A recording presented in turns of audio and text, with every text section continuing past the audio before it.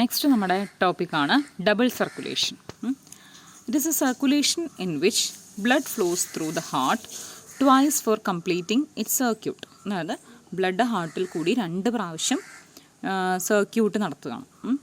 അതിൽ പൾമണറി സർക്കുലേഷനും ഉണ്ട്, സിസ്റ്റമിക് സർക്കുലേഷനും ഉണ്ട്. Blood flow strictly by a fixed route through blood vessels. Blood flow ചെയ്യുന്നത് ഒരു ഫിക്സഡ് റൂട്ടിൽ കൂടിയാണ്, ബ്ലഡ് വെസൽസിൽ കൂടി, ആർട്ടറീസും വെയിൻസും. അപ്പോൾ പൾമണറി സർക്കുലേഷനുണ്ട്, സിസ്റ്റമിക് സർക്കുലേഷനുണ്ട്. First one pulmonary circulation. അതായത് സർക്കുലേഷൻ പൾമണറി എന്ന് പറഞ്ഞാൽ തന്നെ ലങ്സുമായിട്ട് റിലേറ്റഡ് ആയിരിക്കും. Circulation between lungs and heart, അതാണ് പൾമണറി സർക്കുലേഷൻ എന്ന് പറയുന്നത്. നമ്മൾ കണ്ടതാണ് പൾമണറി സർക്കുലേഷൻ എങ്ങനെയാണെന്ന് നമ്മൾ കണ്ടതാണ്. ഡീഓക്സിനേറ്റഡ് ബ്ലഡ് എവിടെ നിന്നാണ് പോയിക്കൊണ്ടിരിക്കുന്നത്? ഡീഓക്സിനേറ്റഡ് ബ്ലഡ് റൈറ്റ് വെൻട്രിക്കിളിലേക്ക് എത്തി. ഏത് വഴി എത്തി? റൈറ്റ് വെൻട്രിക്കിളിലേക്ക് എത്തിയതാണ്. റൈറ്റ് വെൻട്രിക്കിളിലേക്ക് എത്തിയിരിക്കുകയാണ്. റൈറ്റ് വെൻട്രിക്കിളിലേക്ക് എത്തിയിരിക്കുന്നത് സുപ്പീരിയർ വീന കാവ, ഇൻഫീരിയർ വീന കാവയിൽ നിന്ന്. എന്നിട്ട് ഡീഓക്സിനേറ്റഡ് ബ്ലഡ് റൈറ്റ് ഓറിക്കിളിലെത്തി. ഓറിക്കിളിൽ നിന്ന് വെൻട്രിക്കിളിലേക്ക് പോകും. ഈ വെൻട്രിക്കിളിൽ നിന്ന് പൾമണറി ആർട്ടറി വഴി ലങ്സിലേക്ക് എത്തും for oxygenation. Deoxygenated blood from the right ventricle to the pulmonary artery to the lungs for oxygenation. എന്നിട്ട് ഓക്സിജനേറ്റഡ് ബ്ലഡിനെ പൾമണറി വെയിൻ വഴി എങ്ങോട്ട് കൊണ്ടുപോകും? ലെഫ്റ്റ് ഓറിക്കിളിലേക്ക് കൊണ്ടുപോകും. ഇതിനെയാണ് പൾമണറി സർക്കുലേഷൻ എന്ന് പറയുന്നത്. That is circulation between heart and lungs. മനസ്സിലായല്ലോ? അതായത് ഹാർട്ടിൻ്റെയും ലങ്സിൻ്റെയും ഇടയ്ക്കുള്ള സർക്കുലേഷൻ എങ്ങനെയാണ് ഒന്നും കൂടെ പറയാം. റൈറ്റ് ഏട്രിയത്തിലേക്ക് സുപ്പീരിയർ വീനക്കാവ, ഇൻഫീരിയർ വീനക്കാവ വഴിയൊക്കെ impure blood, that is deoxygenated blood എത്തും. അവിടുന്ന് അത് റൈറ്റ് വെൻട്രിക്കിളിലേക്ക് മൂവ് ചെയ്യുന്നു. റൈറ്റ് വെൻട്രിക്കിളിൽ നിന്ന് പൾമണറി ആർട്ടറി വഴി ലങ്സിലെത്തുന്നു. ലങ്സിൽ വെച്ച് ഓക്സിജനേഷൻ നടന്നിട്ട് വീണ്ടും പൾമണറി വെയിൻ വഴി ഹാർട്ടിലേക്ക് തിരിച്ചെത്തുന്നു. ഹാർട്ടിലേക്ക് എത്തുകയെന്ന് വെച്ച് കഴിഞ്ഞാൽ ലെഫ്റ്റ് ഓറിക്കിളിലേക്കാണ് എത്തുന്നത്. ഇതാണ് പൾമണറി സർക്കുലേഷനിൽ പറയുന്നത്. Okay, next systemic circulation. Systemic circulation എന്ന് പറഞ്ഞാൽ it is between heart and various part of the body. ഹാർട്ടിനും വേരിയസ് പാർട്ട്. അപ്പോൾ ഓക്സിജനേറ്റഡ് ബ്ലഡ് ലെഫ്റ്റ് വെൻട്രിക്കിളാണ് ഇപ്പോൾ ഇരിക്കുന്നത് അല്ലേ? ഓക്സിജനേറ്റഡ് ബ്ലഡ് നേരത്തെ നോക്കിയേ, ഓക്സിജനേറ്റഡ് ബ്ലഡ് ലങ്സിൽ നിന്ന് പൾമണറി വെയിൻ വഴി അല്ലേ? പൾമണറി വെയിൻ വഴി ലെഫ്റ്റ് ഓറിക്കിളിലെത്തി, അവിടുന്ന് ലെഫ്റ്റ് വെൻട്രിക്കിളിലെത്തി. ഇത്രയുമായിരുന്നു നമ്മൾ നേരത്തെ പറഞ്ഞു വെച്ചത്. അപ്പോൾ ഈ ലെഫ്റ്റ് വെൻട്രിക്കിളിലിരിക്കുന്ന പ്യുവർ ബ്ലഡ് എങ്ങോട്ട് പോവും? അയോട്ടയിലേക്ക് പോവും. ഇതാ ലെഫ്റ്റ് വെൻട്രിക്കിളിൽ നിന്ന് പ്യുവർ ബ്ലഡ് അയോട്ടയിലേക്ക്, ഇവിടുന്ന് അയോട്ട വഴി ഡിഫറെൻറ്റ് പാർട്സിലേക്ക് ഓക്സിജനേറ്റഡ് ബ്ലഡ് ട്രാൻസ്മിറ്റ് ചെയ്യണം. അതിനെയാണ് നമ്മൾ എന്ത് പറയുന്നത്? സിസ്റ്റമിക് സർക്കുലേഷൻ എന്ന് പറയുന്നത്. അപ്പോൾ അതിൻ്റെ പാത്ത് വേ നോക്കിയേ. Oxygenated blood from the left ventricle to the aorta, അയോട്ടയിലേക്ക് പോവും. ദെൻ ആർട്ടറീസ്, ആർട്ടീരിയോൾസ്, കാപ്പിലറീസ്, എന്നിട്ട് ലാസ്റ്റ് ടിഷ്യൂലെത്തും. ടിഷ്യൂസിലെത്തിക്കഴിഞ്ഞാൽ പിന്നീട് ആ ബ്ലഡിലേക്ക് ഓക്സിജൻ ടിഷ്യൂസിലേക്ക് ട്രാൻസ്ഫർ ചെയ്തു. അപ്പോൾ അവിടെ partial pressure of carbon dioxide ആണ് കൂടുതൽ. നമ്മൾ കഴിഞ്ഞ ചാപ്റ്ററിൽ പഠിച്ചതാണ്. പാർഷ്യൽ പ്രഷർ വെച്ചിട്ട് ഓക്സിജൻ ടിഷ്യൂസിലേക്ക് ഡിഫ്യൂസ് ചെയ്യും. എന്നിട്ട് ടിഷ്യൂസിൽ നിന്ന് കാർബൺ ഡൈ ഓക്സൈഡ് തിരിച്ച് ബ്ലഡിലേക്ക് വരും. അപ്പോൾ ആ ബ്ലഡ് ഡീഓക്സിനേറ്റഡ് ബ്ലഡായിട്ട് മാറും. ഡീഓക്സിനേറ്റഡ് ബ്ലഡ് ടിഷ്യൂസിൽ നിന്ന് വെന്യൂൾസ് വഴി വെന്യൂൾസിലേക്ക് പോവും. ദെൻ വെയിൻസ്, പിന്നെ വീനക്കാവ, അതായത് സുപ്പീരിയർ ആൻഡ് ഇൻഫീരിയർ വീനക്കാവ, പിന്നീട് റൈറ്റ് ഏട്രിയം. ഓക്കെ, എങ്ങനെയാണ് ഓക്സിജനേറ്റഡ് ബ്ലഡ് ലെഫ്റ്റ് വെൻട്രിക്കിളിൽ നിന്ന് അയോട്ടയിലേക്ക് പോവും. അയോട്ടയിൽ നിന്ന് അയോട്ട ചെറിയ ബ്രാഞ്ചസ് ആയിട്ട് ആർട്ടറീസ് ആവും. ആർട്ടറീസിൽ നിന്ന് ആർട്ടീരിയോൾസിലേക്ക് പോവും. ദെൻ കാപ്പിലറീസിൽ പോവും. പിന്നെ ടിഷ്യൂസിലെത്തും. ടിഷ്യൂസിൽ ഈ ഓക്സിജൻ സ്വീകരിക്കും. എന്നിട്ട് അത് സെല്ലുലാർ റെസ്പിറേഷന് വേണ്ടി ഉപയോഗിക്കും. നമ്മൾ കഴിഞ്ഞ ചാപ്റ്ററിൽ പഠിച്ചതാണ്. Then carbon dioxide will diffuse into the blood. Then the blood become deoxygenated. എന്നിട്ട് എന്ത് ചെയ്യും? ഈ ഡീഓക്സിജനേറ്റഡ് ബ്ലഡ് ടിഷ്യൂസിൽ നിന്ന് തിരിച്ച് വെന്യൂൾസിലേക്ക് കയറും. വെന്യൂൾസിൽ നിന്ന് veins, then vena cava, superior and inferior vena cava വഴി ഹാർട്ടിലേക്ക് തിരിച്ചെത്തും. ദാറ്റ് ഈസ് റൈറ്റ് സൈഡിലേക്ക്, റൈറ്റ് ഓറിക്കിളിലേക്ക് തിരിച്ചെത്തും. Systemic circulation provide nutrients, oxygen and other substances to the tissues. അല്ലേ?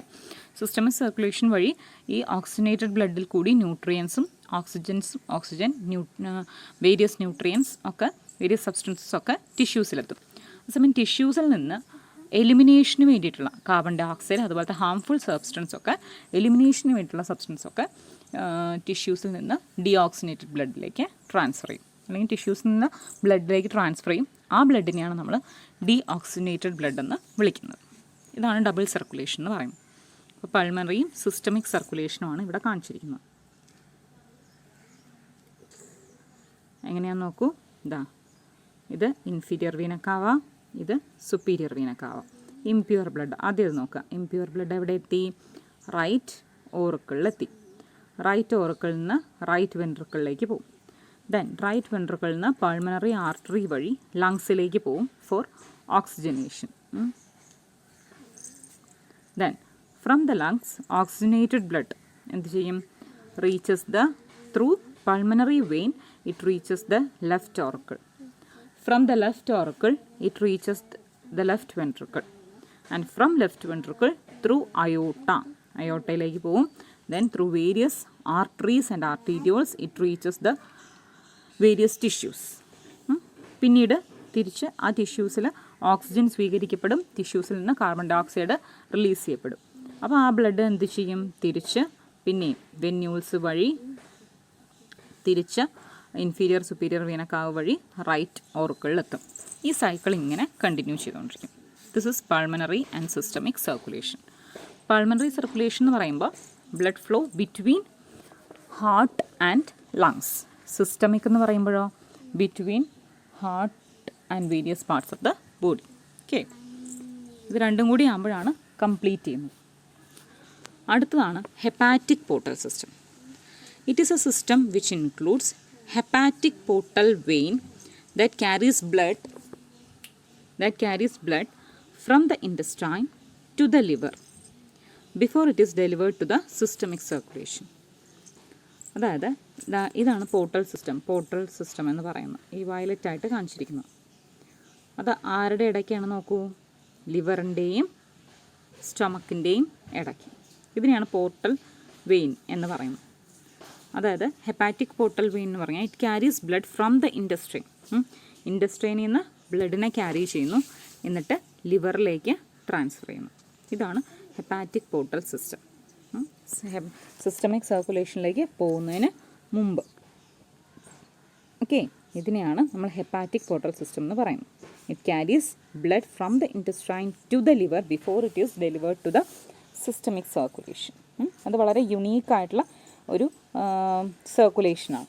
Okay,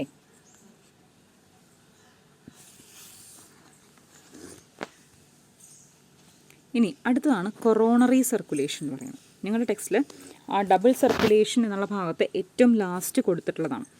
it is a system of coronary vessels that circulates blood to and from cardiac musculature. ടെക്സ്റ്റിൽ ഒരു sentence ആണ് കൊടുത്തിരിക്കുന്നത്. A special coronary system of blood vessels is present in our body that is exclusively for the circulation of blood to and from the cardiac musculature. അപ്പോൾ cardiac മസിൽസിലേക്ക് അല്ലെങ്കിൽ അവിടുന്ന് തിരിച്ച് cardiac മസിൽസിലേക്ക് oxygenated blood, അവിടുന്ന് തിരിച്ച് deoxygenated blood, അതിനെ carry ചെയ്യുന്ന ഒരു സ്പെഷ്യൽ ടൈപ്പ് ഓഫ് സിസ്റ്റം. അതിന് പറയുന്ന പേരാണ് എന്ത്? കൊറോണറി വെസൽസ് എന്ന് പറയും. അതിൽ ഉൾപ്പെടുന്നതാണ് ഈ പറയുന്ന സ്ട്രക്ചേഴ്സൊക്കെ. നമുക്ക് ഇത്രയൊന്നും കൂടുതലായിട്ട് പഠിക്കണ്ട, എന്നാലും ഹാർട്ടുമായിട്ട് റിലേറ്റ് ചെയ്ത് ഹാർട്ടിൻ്റെ മസ്കുലേച്ചറിലേക്ക് ടു ആൻഡ് ഫ്രോ നടത്തുന്നതാണ് കൊറോണറി വെസൽസ് എന്ന് പഠിച്ചു വെച്ചാൽ മതി. ഓക്കെ, അപ്പോൾ ഈ ഭാഗത്ത് എന്താണ് പൾമണറി സർക്കുലേഷൻ, എന്താണ് സിസ്റ്റമിക് സർക്കുലേഷൻ, എന്താണ് ഡബിൾ സർക്കുലേഷൻ. ഡബിൾ സർക്കുലേഷൻ എന്ന് പറയുമ്പോൾ blood flow through the heart twice for completing it circuit. Blood flow ഹാർട്ടിൽ കൂടി 2 പ്രാവശ്യം നടക്കുകയാണ്. എന്തിനു വേണ്ടിയിട്ടാണ്? സർക്യൂട്ട് കംപ്ലീറ്റ് ചെയ്യാൻ വേണ്ടിയിട്ട്. അതിൽ വരുന്നതാണ് പൾമണറി സർക്കുലേഷനും സിസ്റ്റമിക് സർക്കുലേഷനും. ഹാർട്ടിൽ കൂടി ബ്ലഡ് 2 പ്രാവശ്യം സർക്കുലേറ്റ് ചെയ്യണം കേട്ടോ. പൾമണറി സർക്കുലേഷൻ എന്ന് പറഞ്ഞു കഴിഞ്ഞാൽ ഞാൻ പറയാം, നിങ്ങൾ ഡയഗ്രാം നോക്കുക, ഇത് മനസ്സിലാവുന്നുണ്ടോ നോക്കുക. എങ്ങനെയാണ്? റൈറ്റ് ഓറിക്കിളിൽ നിന്ന് ഡീഓക്സിജനേറ്റഡ് ബ്ലഡ് റൈറ്റ് വെൻട്രിക്കിളിലേക്ക് വരുന്നു. റൈറ്റ് വെൻട്രിക്കിളിൽ നിന്ന് പൾമണറി ആർട്ടറി വഴി ലങ്സിലേക്ക് എത്തുന്നു. ലങ്സിൽ വെച്ച് ഓക്സിജനേഷൻ നടന്നതിന് ശേഷം ഈ ഓക്സിജനേറ്റഡ് ബ്ലഡ് പൾമണറി വെയിൻ വഴി ലെഫ്റ്റ് ഓറിക്കിളിലേക്ക് എത്തുന്നു. ഇതാണ് പൾമണറി സർക്കുലേഷൻ എന്ന് പറയുന്നത്. ഡീഓക്സിജനേറ്റഡ് ബ്ലഡ് റൈറ്റ് വെൻട്രിക്കിളിൽ നിന്ന് പൾമണറി ആർട്ടറി വഴി ലങ്സിലെത്തുന്നു. ലങ്സിൽ വെച്ച് ഓക്സിജനേഷൻ നടത്തിയതിന് ശേഷം ഓക്സിജനേറ്റഡ് ബ്ലഡ് പൾമണറി വെയിൻ വഴി ലെഫ്റ്റ് ഓറിക്കിളിൽ എത്തുന്നു. This is pulmonary circulation, that is between heart and lungs. Then comes the systemic circulation, that is between heart and various parts of the body. Oxygenated blood left ventricle എത്തുന്നു അല്ലേ.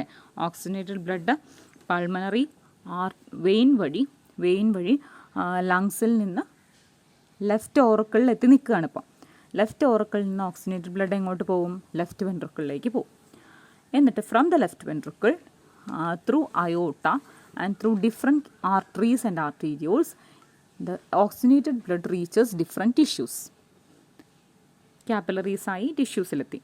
And there the oxygen is received by the tissues and carbon dioxide and other waste materials is eliminated into the blood. Then the blood becomes deoxygenated and the deoxygenated blood flows through the venules and different veins and superior and inferior vena cava and finally reaches the right auricle. അപ്പോൾ ഇതാണ് systemic circulation. Systemic circulation വഴിയാണ് ടിഷ്യൂസിൽ nutrients ഒക്കെ കിട്ടുന്നത്, അതുപോലെ waste materials എലിമിനേഷനൊക്കെ നടക്കുന്നത്. ഇതാണ് complete pulmonary and systemic circulation. നമുക്കിത് രണ്ട് എന്ന് സ്പ്ലിറ്റ് ചെയ്ത് പറയാൻ പറ്റില്ല, ഇതൊരു കണ്ടിന്യൂസ് ഫ്ലോ ആണ്. ഇനി അടുത്താണ് ഒരു പെക്യൂലിയർ രണ്ട് ടൈപ്പുള്ള എന്താ പറയുക സർക്കുലേറ്ററി സിസ്റ്റം അല്ലെങ്കിൽ സർക്കുലേഷനിലെ രണ്ട് പെക്യൂലിയർ സ്ട്രക്ചേഴ്സാണ് portal system, portal vein, hepatic portal system. Hepatic portal system അതിലുള്ളതെന്ന് വെച്ച് കഴിഞ്ഞാൽ that is a connection between liver and intestine that carries blood from the intestine to the liver before it is delivered to the systemic circulation. Next comes the coronary circulation. അത് ഹാർട്ടിലെ മസ്കുലേച്ചറിൽ നിന്നും ഉള്ള blood ഫ്ലോയെ control ചെയ്യുന്ന special type of vessels ആണ് systemic circulation coronary circulation എന്ന് പറയുന്നത്. Then comes the regulation of cardiac activity. Normal activities, സാധാരണ ഹാർട്ടിൻ്റെ ആക്ടിവിറ്റീസൊക്കെ intrinsically regulated ആണ്, അതായത് ഓട്ടോ റെഗുലേറ്റഡ് ആണ്. അതിന് സ്പെഷ്യലൈസ്ഡ് മസിൽസ് ഉണ്ട്, നമ്മൾ കണ്ടതാണ് nodal tissue, S A node, A V node എന്നൊക്കെ പറഞ്ഞു. അപ്പോൾ എസ് എ നോഡാണ് എന്ത് ചെയ്യുന്നത്? എസ് എ നോഡാണ് ഇലക്ട്രിക് ഇമ്പൾസിനെ സ്റ്റാർട്ട് ചെയ്യുന്നത്, ഇനീഷ്യേറ്റ് ചെയ്യുന്നത്. അതുകൊണ്ട് എസ് എ നോഡിനെ പേസ് മേക്കർ എന്ന് വിളിക്കുന്നു, നമ്മൾ പറഞ്ഞതാണ്. അതുകൊണ്ട് ഹാർട്ടിനെ നമ്മൾ മയോജനിക് എന്നാണ് വിളിക്കുന്നത്. അതായത് സ്പെഷ്യലൈസ്ഡ് ഉള്ള മസിൽ ഫൈബേഴ്സ് ആണ് ഹാർട്ടിൻ്റെ കോൺട്രാക്ഷനെ കൺട്രോൾ ചെയ്യുന്നത്. So it is known as myogenic heart. അതായത് ന്യൂറൽ ആയിട്ടുള്ള ഒരു ഹാർട്ടിൻ്റെ ബാക്കി എല്ലാ മസ്കുലേച്ചറിനെയും കൺട്രോൾ ചെയ്യുന്നത് ന്യൂറൽ സിസ്റ്റമാണ്. പക്ഷേ ഹാർട്ടിൻ്റെ മസ്കുലേച്ചർ എന്ന് പറഞ്ഞാൽ ആ മസിൽ സിസ്റ്റം തന്നെയാണ് കൺട്രോൾ ചെയ്യുന്നത്. So it is known as myogenic heart. Medulla oblongata control ചെയ്യുന്നുണ്ട്. മെഡുല്ല ഒബ്ലോങ്ങേറ്റ ഒരു ന്യൂറൽ സെൻറ്റർ ഉണ്ട് that moderate the cardiac function through ANS. ANS വഴി സ്പെഷ്യലൈസ്ഡ് ആയിട്ടുള്ള ഒരു സെൻറ്റർ ഉണ്ട് മെഡുല്ല ഒബ്ലോങ്ങേറ്റയിൽ. ആ മെഡുല്ല ഒബ്ലോങ്ങേറ്റ സ്പെഷ്യലൈസ്ഡ് സെൻറ്റർ ഉപയോഗിച്ച് കാർഡിയാക് ഫങ്ഷനെ കൺട്രോൾ ചെയ്യുന്നുണ്ട് ഓട്ടോണോമിക് നെർവസ് സിസ്റ്റം വഴി. ഇതിപ്പോൾ എന്താ ചെയ്യുന്നത് വെച്ചാൽ sympathetic nerves of ANS increases the rate of heart beat. അപ്പോൾ ANSൽ എന്തൊക്കെ ചെയ്യാൻ പറ്റും? റേറ്റ് ഓഫ് ഹാർട്ട് ബീറ്റ് കൂട്ടാൻ പറ്റും. Strength of ventricular contraction, cardiac output, heart rate കൂട്ടുക അല്ലേ. ചില ഫിസിക്കൽ ആക്ടിവിറ്റീസ് ചെയ്യുമ്പോൾ അല്ലെങ്കിൽ നമ്മൾ പേടിക്കുമ്പോൾ അങ്ങനത്തെ ചില ആക്ടിവിറ്റീസിൻ്റെ സമയത്തൊക്കെ ഹാർട്ട് റേറ്റ് കൂടുന്നതായിട്ട് കാണും. അപ്പോൾ മെഡുല്ല ഒബ്ലോങ്ങേറ്റയിലെ സെൻറ്ററിന് ഹാർട്ട് റേറ്റ് കൂട്ടാൻ പറ്റും. അതുപോലെ തന്നെ വെൻട്രിക്കുലാർ കോൺട്രാക്ഷൻ സ്ട്രോങ് ആക്കാൻ പറ്റും. വെൻട്രിക്കുലാർ കോൺട്രാക്ഷൻ എത്രമാത്രം ബ്ലഡിനെ പമ്പ് ഔട്ട് ചെയ്യുന്നുണ്ടെന്നുള്ളതാണ് കാർഡിയാക് ഔട്ട്പുട്ട് എന്ന് പറയുന്നത്. അപ്പോൾ അതിനെ കൂട്ടാൻ പറ്റും. പക്ഷേ ഇനീഷ്യേറ്റ് ചെയ്യാൻ പറ്റില്ല. ഇനീഷ്യേറ്റ് ചെയ്യാൻ പറ്റുന്നത് ഈ എസ് എ നോഡിനാണ്, അതായത് മസ്കുലേച്ചറിനാണ്, കാർഡിയാക് മസ്കുലേച്ചർ. അതുകൊണ്ടാണ് എന്ത് പറയുന്നത്, ഇത് ഹ്യൂമൻ ഹാർട്ട് മയോജനിക് ആണെന്ന് പറയുന്നത്. അതുപോലെ parasympathetic nerves of ANS decreases heart rate. Heartbeat കുറയ്ക്കും. And conduction of action potential and cardiac output. Heartbeat കുറയ്ക്കാനും പറ്റും. Also adrenal medullary hormones can also increase cardiac output. ഇപ്പോൾ അഡ്രിനാലിൻ പോലത്തെ hormones, noradrenaline, adrenaline, അതിനൊക്കെ heart റേറ്റിനെ alter ചെയ്യാൻ പറ്റും, cardiac ഔട്ട്പുട്ടിനെ ഇൻക്രീസ് ചെയ്യാൻ പറ്റും. അപ്പോൾ ഇങ്ങനെയൊക്കെയാണ് കാർഡിയക് ആക്ടിവിറ്റി റെഗുലേറ്റ് ചെയ്യപ്പെടുന്നത്. എങ്ങനെയാണ് കാർഡിയക് ആക്ടിവിറ്റിയെ ഫസ്റ്റ് കൺട്രോൾ ചെയ്യുന്നത്? ശരിക്കും heart itself. So it is known as myogenic heart. That is neural control. Initiation of heart ബീറ്റിന് SA നോഡിലാണ് ഇനീഷ്യേഷൻ വരുന്നത്. അത് സെൽഫായിട്ട് ഓട്ടോമാറ്റിക്കായിട്ട് ഇനീഷ്യേഷൻ വരികയാണ്. അതിൽ ന്യൂറൽ ആയിട്ടുള്ള ഒരു കൺട്രോൾ അവിടെ ഇല്ല ഇനീഷ്യേഷന്. അതുകൊണ്ട് അതിനെ മയോജനിക് ഹാർട്ട് എന്ന് പറയുന്നത്. പക്ഷേ കാർഡിയക് ഔട്ട്പുട്ടിനെ അതുപോലെ തന്നെ ഹാർട്ട് ബീറ്റിൻ്റെ നമ്പറിനെയൊക്കെ ഫ്ലക്ച്വേറ്റ് ചെയ്യാൻ പറ്റും. സിമ്പത്തറ്റിക് നെർവ്സ് ഇൻക്രീസ് ചെയ്യും, പാരസിമ്പത്തറ്റിക് നെർവ്സ് ഡിക്രീസ് ചെയ്യും. മെഡുലൽ ഒബ്ലങ്ങേറ്റുള്ള സ്പെഷ്യലൈസ് സെൻറ്റേഴ്സിന് റെഗുലേറ്റ് ചെയ്യാൻ പറ്റും. അതുപോലെ അഡ്രീനൽ ഹോർമോൺസ്, അതിനും കാർഡിയാക് ഔട്ട്പുട്ടിനെയൊക്കെ കൂട്ടാൻ പറ്റും.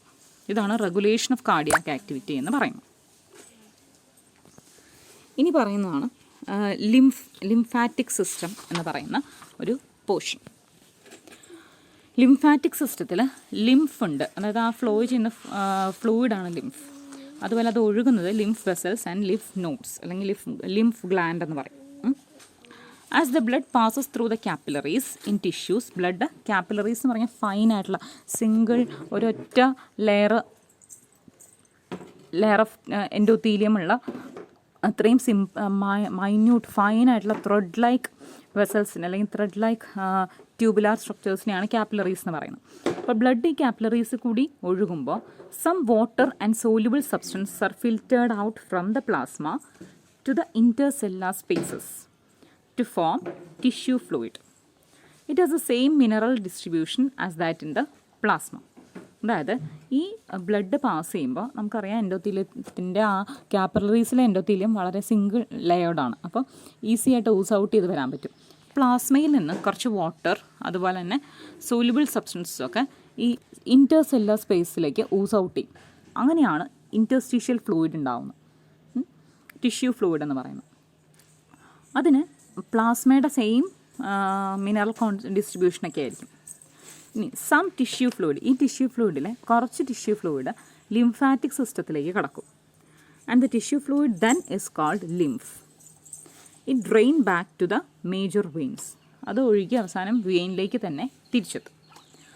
അപ്പോൾ എന്താണെന്ന് മനസ്സിലായോ? പ്ലാസ്മയിൽ നിന്ന് കാപ്പിലറീസിൽ കൂടി ഒഴുകുന്ന ബ്ലഡിലെ പ്ലാസ്മയിൽ വാട്ടർ കണ്ടൻറ്റ് ധാരാളം ഉണ്ടല്ലോ. അപ്പോൾ വാട്ടർ കണ്ടൻറ്റും ചില സോല്യൂബിൾ സബ്സ്റ്റൻസും കൂടി ഈ ഇൻറ്റർസെല്ലുലാർ സ്പേസിലേക്ക്, അതായത് ബ്ലഡ് വെസൽസിൻ്റെ പുറമേക്ക് ഊസ് ഔട്ട് ചെയ്ത് വരും.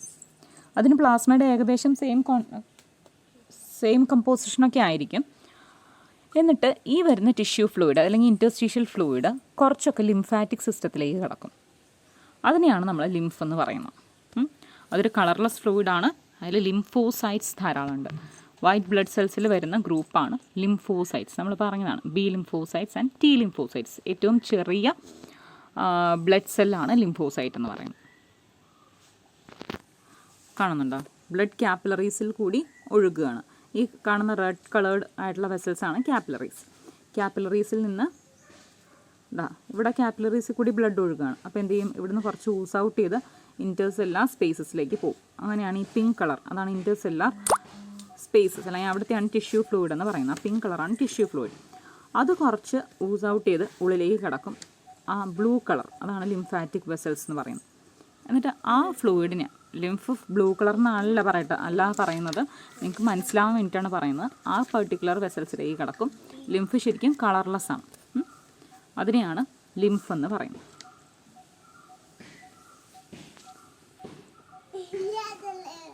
ഓക്സിജനേറ്റഡ് ബ്ലഡ് ഹൈ പ്രഷറിലാണ് ഒഴുകുന്നത്. അപ്പോഴാണ് ഈ ടിഷ്യൂ ഫ്ലൂയിഡിലേക്ക് ഇത് ഊസ് ഔട്ട് ചെയ്ത് പോകുന്നത് കാപ്പിലറീസിൽ നിന്ന്. ഇനി ലിംഫിൻ്റെ ഫങ്ഷൻസ് എന്തൊക്കെയാണ്? It is a middleman between blood and tissues. ബ്ലഡിൻ്റെയും ടിഷ്യൂസിൻ്റെ ഇടയ്ക്കുള്ള മിഡിൽ മാൻ എന്നാണ് ഇതിനെ അറിയപ്പെടുന്നത്. Tissue fluid helps to exchange nutrients, gases etcetera between blood and cells. അപ്പോൾ ടിഷ്യൂ ഫ്ലൂയിഡിൻ്റെ ഫങ്ഷൻ എന്ന് പറഞ്ഞു കഴിഞ്ഞാൽ ഈ സെൽസിൻ്റെയും ബ്ലഡിൻ്റെ ഇടയ്ക്കുള്ള സബ്സ്റ്റൻസസിൻ്റെ ട്രാൻസ്പോർട്ട് അതിനെ സഹായിക്കുന്നതാണ് ലിംഫ്. എക്സ്ചേഞ്ച് ഓഫ് ന്യൂട്രിയൻസ് അതിനൊക്കെ സഹായിക്കുന്നുണ്ട്. പിന്നെ it carries plasma proteins synthesised in liver to the blood. അപ്പോൾ ലിവറിൽ സിന്തസൈസ് ചെയ്ത പ്ലാസ്മ പ്രോട്ടീൻ ഏതൊക്കെയായിരുന്നു? ഫൈബ്രിനോജൻ, പ്ലാസ്മ പ്രോട്ടീൻസ് ഓർമ്മയില്ലേ? നമ്മൾ പറയുന്നതാണ് പ്ലാസ്മയിലെ കോൺസ്റ്റിറ്റ്യുവൻസ് ഫൈബ്രിനോജൻ, ഗ്ലോബുലിൻ, ആൽബുമിൻ. അതിനെയൊക്കെ ബ്ലഡിലേക്ക് ക്യാരി ചെയ്യാം. അതും ലിംഫിൻ്റെ ഫങ്ഷനാണ്. ഈ കാണുന്നതാണ് ലിംഫാറ്റിക് വെസൽ എന്ന് പറയുന്നത്. അതുപോലെ ട്രാൻസ്പോർട്ടഡ് ഡൈജസ്റ്റഡ് ഫാറ്റ്, അത് നമ്മൾ കണ്ടതാണ്, ലാക്റ്റിയൽ എന്ന് പറയുന്നത്. ഫാറ്റ് സോലുബിൾ വൈറ്റമിൻസ്, ഹോർമോൺസ്, അതിനെയൊക്കെ ട്രാൻസ്പോർട്ട് ചെയ്യാം. പിന്നെ filtration of bacteria and foreign particles. ഈ ലിംഫിൽ ചില സ്ഥലങ്ങളിൽ ലിംഫ് നോഡ് എന്ന് പറയും, അതായത് ലിംഫ് വെസൽസ് കുറച്ച് എൻലാർജ് ചെയ്തിരിക്കുന്ന സ്ഥലങ്ങൾ, അവിടെ ധാരാളം ലിംഫോസൈറ്റ്സ് ഉണ്ടാവും. ഈ ലിംഫോസൈറ്റ്സിൻ്റെ ഫങ്ഷൻ ഈ ബോഡി ഫ്ലൂയിഡ്സിലുള്ള എന്തെങ്കിലും ഫോറിൻ പാർട്ടിക്കിൾസ്, ബാക്ടീരിയ അതുപോലത്തെ ഫോറിൻ പാർട്ടിക്കിൾസിനെയൊക്കെ ട്രാപ്പ് ചെയ്യുക, ഫിൽട്ടർ ചെയ്യുക. അതാണ് ലിംഫ് നോഡിൻ്റെ function. Lymph node produce WBC and antibodies. അവിടെ ആൻറ്റിബോഡീസും ഉണ്ടാവും. അപ്പോൾ ഇതൊക്കെയാണ് ലിംഫിൻ്റെ ഫങ്ഷൻസ്. എന്തൊക്കെയാണ്? It is a middle band between blood and tissues. അപ്പോൾ ബ്ലഡിലും ടിഷ്യൂസിൻ്റെ ഇടയ്ക്കുള്ള ട്രാൻസ്പോർട്ടിനെ സഹായിക്കുന്നു. അതുപോലെ തന്നെ പ്ലാസ്മ പ്രോട്ടീൻസിനെ ക്യാരി ചെയ്യുന്നു. പിന്നെ ഡൈജസ്റ്റഡ് ഫാറ്റിനെ ക്യാരി ചെയ്യുന്നു. ഫാറ്റ് സോലുബിൾ വൈറ്റമിൻസ് അതിനെയൊക്കെ ക്യാരി ചെയ്യുന്നതും ഈ ലിംഫാണ്. കളർലെസ് ഫ്ലൂയിഡാണ്. അതുപോലെ പിന്നെ വേറൊരു ഇമ്പോർട്ടൻറ്റ് ഫങ്ഷനാണ് filtration of bacteria and other antigens, അതുപോലെ ഫോർമേഷൻ ഓഫ് ആൻറ്റിബോഡീസ് ഒക്കെ. Okay, last topic is disorders of circulatory system. അതിൽ ഫസ്റ്റ് വരുന്നത് ഹൈപ്പർ ടെൻഷൻ, അതായത് ബ്ലഡ് പ്രഷർ റൈസ് ചെയ്യാം. Pressure of circulating blood on the walls of blood vessels is called blood pressure. നമ്മൾ BP blood pressure കൂടി എന്നൊക്കെ പറയില്ലേ, blood pressure എന്ന് പറഞ്ഞു കഴിഞ്ഞാൽ ഈ സർക്കുലേറ്റിംഗ് ബ്ലഡ് നമ്മുടെ വെസൽസിൻ്റെ വാൾസിൽ എക്സേർട്ട് ചെയ്യുന്ന ആ പ്രഷറിനെയാണ് എന്ത് പറയുന്നത്? ബ്ലഡ് പ്രഷർ എന്ന് പറയുന്നത്. അതായത് ബ്ലഡ് സർക്കുലേറ്റ് ചെയ്യുമ്പോൾ, ബ്ലഡ് ഈ പറയുന്ന വെസൽസ് കൂടി ഒഴുകുമ്പോൾ ആ വെസൽസിൻ്റെ ഭിത്തിയിലേക്ക് എക്സേർട്ട് ചെയ്യുന്ന പ്രഷർ, അതാണ് ബ്ലഡ് പ്രഷർ. സാധാരണഗതിയിൽ നോർമൽ ബ്ലഡ് പ്രഷർ 120/80 mm/Hg ആണ്. അതായത് സിസ്റ്റോളിക് പ്രഷറാണ് 120 and diastolic pressure 80. Systole contraction, diastolic pressure എന്ന് പറഞ്ഞാൽ റിലാക്സേഷൻ. ഓക്കെ, ഇനി when blood pressure is higher than normal it is called hypertension. സാധാരണയിലും കൂടുതലായിട്ടുള്ള ബ്ലഡ് പ്രഷർ കൂടിക്കഴിഞ്ഞാലാണ് അതിനെ ഹൈപ്പർ ടെൻഷൻ എന്ന് പറയും. If an individual repeatedly has BP of 140/90 or above, it shows hypertension. അപ്പോൾ സ്ഥിരമായി 140/90 ആ റേഞ്ചിൽ വന്നാൽ അത് systolic pressure 140 or above, diastolic pressure 90 or above വന്നു കഴിഞ്ഞാൽ that is known as hypertension. It leads to heart diseases and affect vital organs. അത് important ഓർഗൻസിനെയൊക്കെ അഫക്റ്റ് ചെയ്യാം. അതുപോലെ തന്നെ ഹാർട്ട് ഡിസീസൊക്കെ വരാൻ പറ്റും. Next disease is coronary artery diseases or atherosclerosis. ഇവിടെ സംഭവിക്കുന്നത് എന്താണെന്ന് വെച്ച് കഴിഞ്ഞാൽ ഇത് അഫക്റ്റ് ചെയ്യുന്നത് വെസൽസിനെയാണ്, ഹാർട്ട് മസിൽസിലേക്ക്. നമുക്ക് കൊറോണറി സർക്കുലേഷൻ എന്ന് പറഞ്ഞാൽ എന്താണെന്ന് നമ്മൾ പഠിച്ചു. ഹാർട്ട് മസിൽസിലേക്ക് ടു ആൻഡ് ഫ്രോ സർക്കുലേഷൻ നടത്തുന്ന വെസൽസിനെയാണ് കൊറോണറി വെസൽസ് എന്ന് പറയുന്നത്. ആ വെസൽസിനെയാണ് ഇത് അഫക്റ്റ് ചെയ്യുന്നത്. ഇത് വരാൻ കാരണം എന്ന് വെച്ച് കഴിഞ്ഞാൽ കാൽഷ്യം അല്ലെങ്കിൽ ഫാറ്റ്, കൊളസ്ട്രോൾ, അതുപോലെ ഫൈബ്രസ് ടിഷ്യൂ, ഇതൊക്കെ ഈ ആർട്ടറീസിനെ നാരോ ആക്കും. ഇതൊക്കെ ഈ ആർട്ടറീസിൻ്റെ ഉള്ളിൽ ചെന്നിട്ട് അവിടെ ഡെപ്പോസിറ്റ് ചെയ്യും. അപ്പോൾ അതിനെയാണ് പ്ലേക്ക് എന്ന് പറയുന്നത്. നോക്കിയേ, പ്ലേക്ക് നിങ്ങൾക്ക് കാണാം.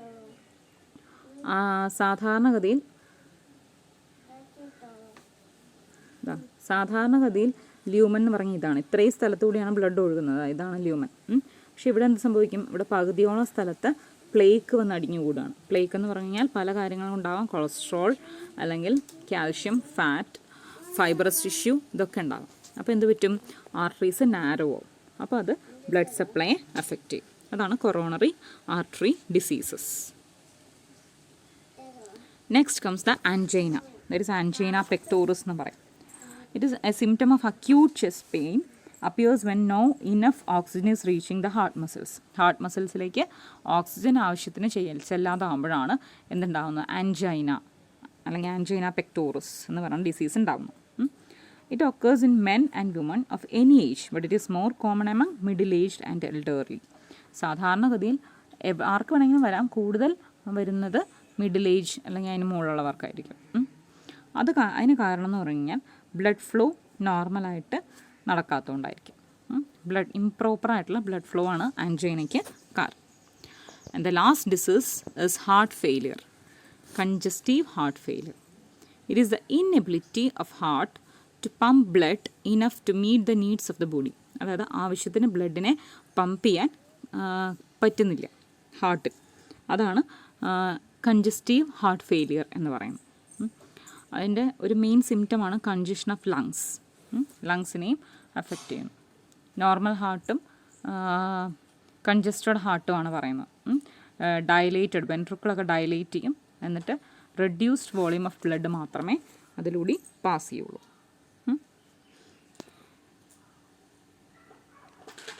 കാർഡിയാക് അറസ്റ്റ് എന്ന് പറയുന്നത് ഒരു ഇലക്ട്രിക്കൽ പ്രോബ്ലമാണ്. അതായത് ഇലക്ട്രിക്കൽ എക്സൈറ്റേഷനിൽ വരുന്ന ഒരു പ്രോബ്ലമാണ് കാർഡിയാക് അറസ്റ്റ്. പക്ഷേ ഹാർട്ട് അറ്റാക്ക് എന്ന് പറയുന്നത് ഒരു പമ്പിങ് പ്രോബ്ലമാണ്. പ്ലംബിംഗ് അല്ല, ഇതിൽ പമ്പിംഗ് ആണ്. പമ്പിങ്ങിൻ്റെ പ്രോബ്ലമാണ്. Heart failure is not same as that cardiac arrest. Heart failure same അല്ല cardiac arrest or heart attack. അതായത് when the heart stop beating, when the heart muscles is suddenly damaged by inadequate blood supply. Heart attack വരാൻ കാരണം muscles damage ആയിട്ട് എന്ത് ചെയ്യാൻ പറ്റുന്നില്ല, heart മസിൽസിന് ആ electrical contraction അല്ലെങ്കിൽ ആ പോളറൈസേഷൻ റീപോളറൈസേഷൻ ഒന്നും ചെയ്യാൻ പറ്റുന്നില്ല. അതുകൊണ്ടാണ് ഹാർട്ട് അറ്റാക്ക് വരിക. ഓക്കെ, ഇത്രയുമാണ് ബോഡി ഫ്ലൂയിഡ്സിൽ നമുക്ക് പഠിക്കാനുള്ളത്.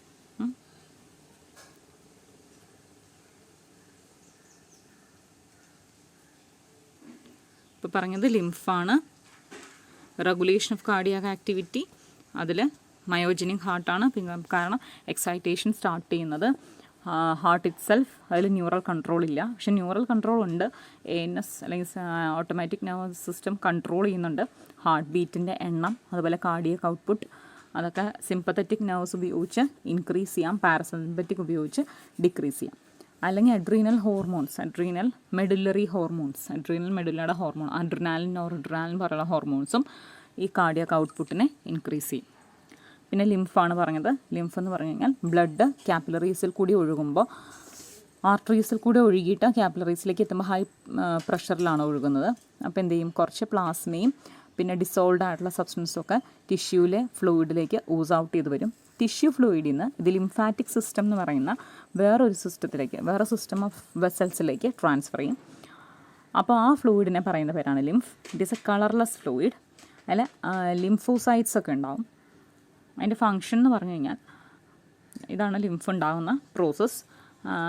അതിൻ്റെ ഫങ്ഷൻ എന്ന് പറഞ്ഞാൽ it carries plasma protein to the blood. അതുപോലെ തന്നെ മിഡിൽ മാനാണ്, അതായത് ബ്ലഡിൻ്റെയും ടിഷ്യൂസിൻ്റെ ഇടയ്ക്ക് ട്രാൻസ്പോർട്ടിന് വേണ്ടി സഹായിക്കുന്നു. അതുപോലെ തന്നെ ഫോറിൻ പാർട്ടിക്കിൾസിനെയൊക്കെ കില്ല് ചെയ്യാൻ ഇമ്മ്യൂണോളജിക്കൽ ഫങ്ഷൻസ് ഉണ്ട്. പിന്നെ ഡിസോർഡേഴ്സാണ്. ഡിസോർഡേഴ്സിൽ വരുന്നത് ഹൈപ്പർ ടെൻഷൻ, അതായത് ബ്ലഡ് ഫ്ലോ ചെയ്യുമ്പോൾ അത് അതിൻ്റെ വാൾസിലേക്ക് എക്സേർട്ട് ചെയ്യുന്ന, ബ്ലഡ് വെസൽസിൻ്റെ വാൾസിലേക്ക് എക്സേർട്ട് ചെയ്യുന്ന പ്രഷറിനെയാണ് എന്ത് പറയുന്നത്, ബ്ലഡ് പ്രഷർ എന്ന് പറയുന്നത്. അത് വളരെയധികം കൂടിക്കഴിഞ്ഞ് കഴിഞ്ഞാൽ എന്ത് സംഭവിക്കും, അത് ഇൻറ്റേർണൽ ഓർഗൻസിനെയൊക്കെ ഡാമേജ് ചെയ്യും. നോർമൽ എന്ന് പറഞ്ഞാൽ സിസ്റ്റോളിക് പ്രഷർ 120, ഡയസ്റ്റോളിക് പ്രഷർ 80. അത് 140-90 ആയിക്കഴിഞ്ഞാൽ അത് സസ്റ്റെയിൻ ചെയ്താൽ അത് ഹൈപ്പർ ടെൻഷനായിട്ട് കൺസിഡർ ചെയ്യാം. പിന്നെ വരുന്നത് കൊറോണറി ആർട്ടറി ഡിസീസ്. അതിന് കാരണം കൊറോണറി വെസൽസിൽ കാൽഷ്യം അതുപോലെയുള്ള കൊളസ്ട്രോൾ, ഫാറ്റ് അതൊക്കെ പ്ലേക്ക് ഉണ്ടാക്കുക. അപ്പോൾ നോർമലായിട്ട് ബ്ലഡ് ഫ്ലോ നടക്കാതിരിക്കുക എങ്ങോട്ട്, കാർഡിയക് മസിൽസിലേക്ക്. ആൻജൈന എന്ന് പറഞ്ഞാൽ അക്യൂട്ട് ചെസ്റ്റ് പെയിൻ ആയിരിക്കും. അത് ഓക്സിജൻ ഇനഫായിട്ട് ഹാർട്ട് മസിൽസിലേക്ക് പമ്പ് ചെയ്യാത്തപ്പോൾ, അത് ഇംപ്രോപ്പർ ബ്ലഡ് ഫ്ലോ കൊണ്ടാണ് ഉണ്ടാകുന്നത്. പിന്നെ ഹാർട്ട് ഫെയിലിയർ എന്ന് പറഞ്ഞാൽ inability of the heart to pump blood enough to meet the needs of the body. ബോഡിയുടെ ആവശ്യത്തിനനുസരിച്ച് ഹാർട്ട് പമ്പ് ചെയ്യാൻ പറ്റുന്നില്ല. ഹാർട്ട് അറ്റാക്ക് എന്ന് പറഞ്ഞാൽ ഒരു ഇലക്ട്രിക്കൽ ആയിട്ടുള്ള പ്രോബ്ലമാണ്. ഹാർട്ട് ഫെയിലിയർ എന്ന് പറഞ്ഞാൽ പമ്പിങ്ങിൻ്റെ പ്രോബ്ലമാണ്. ഓക്കെ, ഇത്രയുമാണ് ആ ചാപ്റ്ററിലുള്ളത്.